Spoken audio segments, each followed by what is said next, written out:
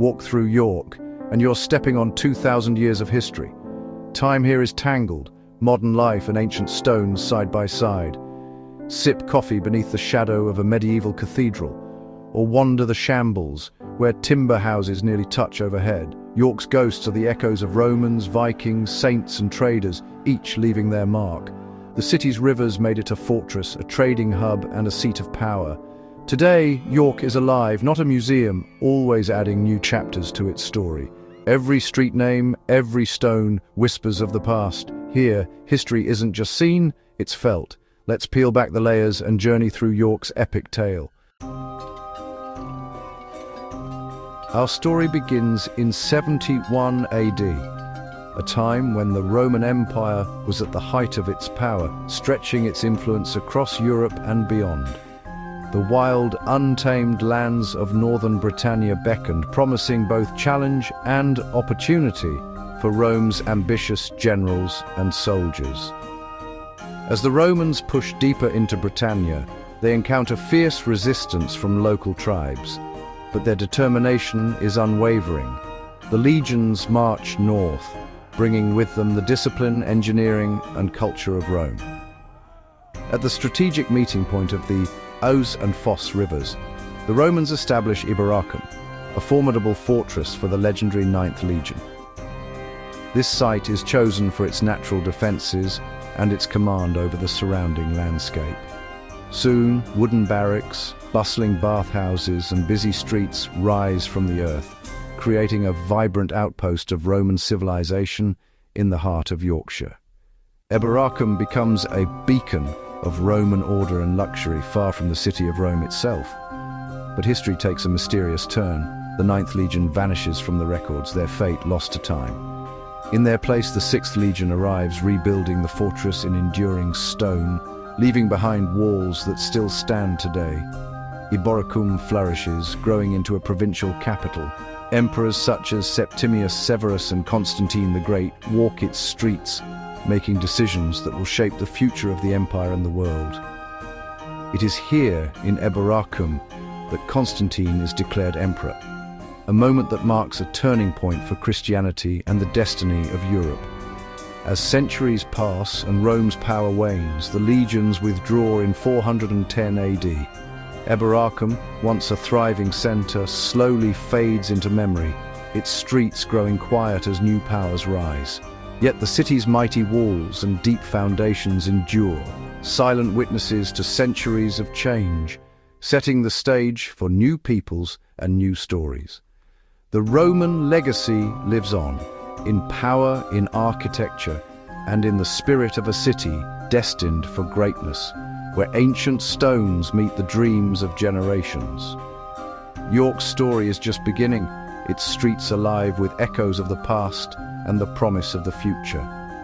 The next chapter awaits: the rise of a kingdom, the dawn of a new faith, and the transformation of York into a city of legend. After the fall of Rome, a new era dawns in the north. Into the misty landscapes of ancient Britain come the Angles, Saxons, and Jutes, migrants and settlers seeking new lands and new beginnings. They bring with them their own languages, customs, and beliefs, forever altering the course of history in this region. The city once known as Iberacum is reborn as Jórvík, the proud capital of the powerful Kingdom of Northumbria. Its streets and walls echo with the footsteps of new rulers and the hopes of a growing people. Amidst clusters of wooden homes and the enduring presence of old Roman walls, a new faith quietly takes root, spreading from house to house, heart to heart. In 627 AD, a momentous event unfolds. King Edwin, ruler of Northumbria, is baptized in a humble wooden church. This marks the birth of the first York Minster, a symbol of hope and spiritual transformation for the entire region. Over time, York flourishes as a beacon of Christianity and learning. Its reputation spreads far and wide, drawing scholars, monks, and students eager to study in its libraries and scriptoriums. Among them is Alcuin, York's greatest mind. His wisdom and writings travel across Europe, igniting a cultural revival that shapes the future of Western thought and education. Yet this golden age is fleeting. Eoforwic's growing wealth and fame soon attract the gaze of fierce new invaders, hungry for riches and glory. From across the cold northern seas, the Vikings are coming, warriors and adventurers whose arrival will shake the city to its core. The city's fate, once again, hangs in the balance. Storm clouds gather as York stands on the brink of another transformation. Through every trial, York endures. Its story is one of constant reinvention, a city shaped by the tides of history and the resilience of its people. The next chapter is about to begin, the Viking storm, a time of conflict, change, and new beginnings. The city's resilience will be tested as never before, but York's spirit endures, ready to face whatever the future may bring. In 866 AD, as the mists of autumn settled over the land, a formidable Viking army swept into Eoforwic, taking the city by surprise during All Saints' Day. The city's fate was forever altered in a single dramatic moment. But the Vikings did not simply raid and leave. Instead, they stayed, transforming Eoforwic into Jórvík, a vibrant Viking capital. Here, Norse settlers built homes, raised families, and established a new way of life, blending their traditions with those of the local people. Jórvík quickly grew into a bustling trade hub, its streets thronged with merchants and travelers from distant lands, Scandinavia, Ireland, the Mediterranean, and beyond. Goods, ideas, and cultures mingled in the lively markets, making Jórvík one of the most cosmopolitan cities of its age.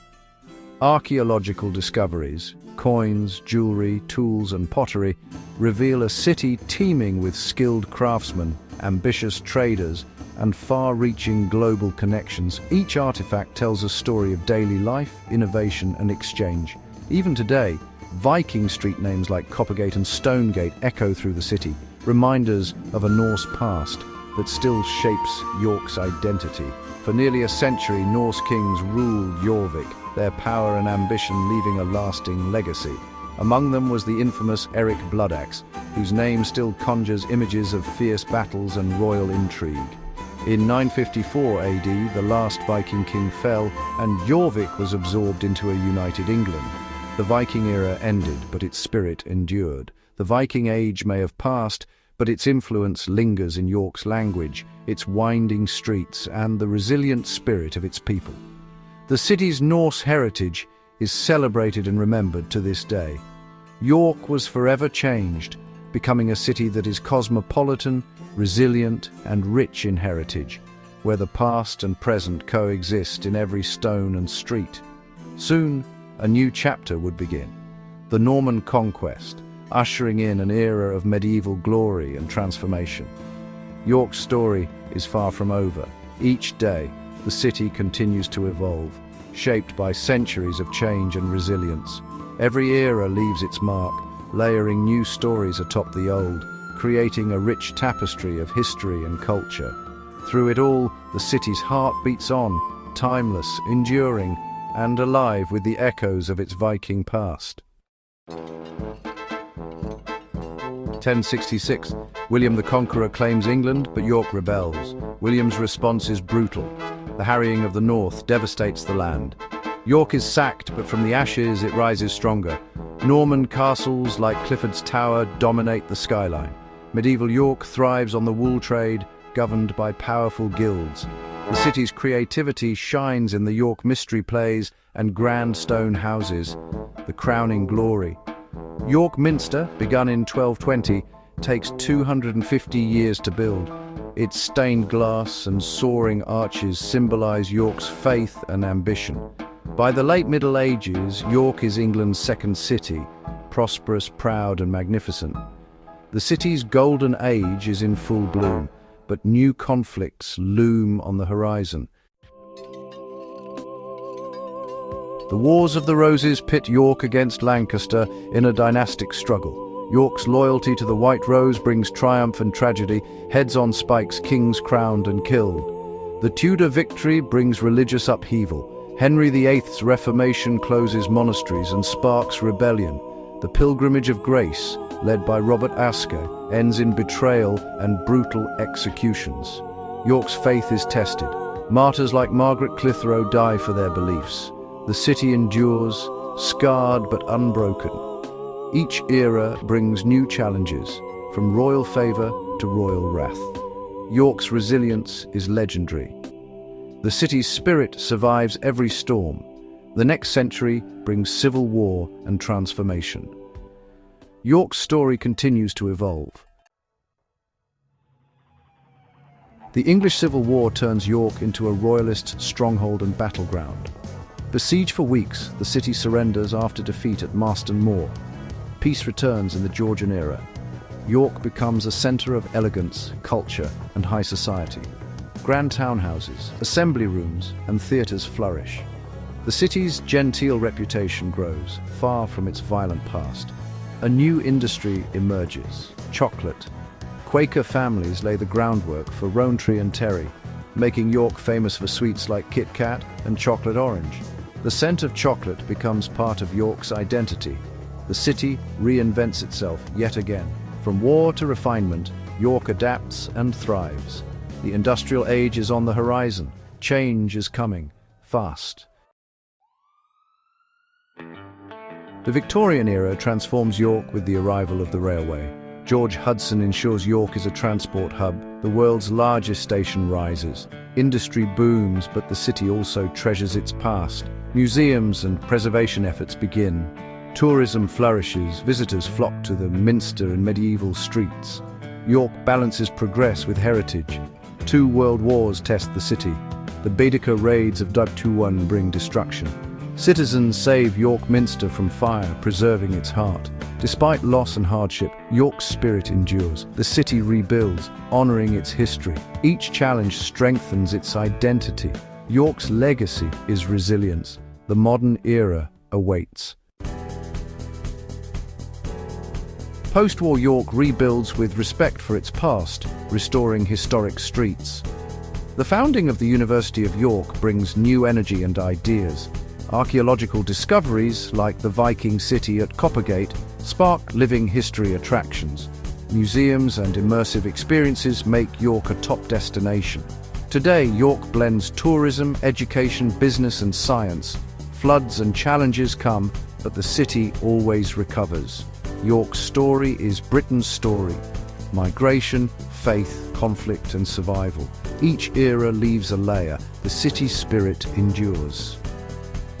York is a testament to resilience and the power of history. Its story is still being written.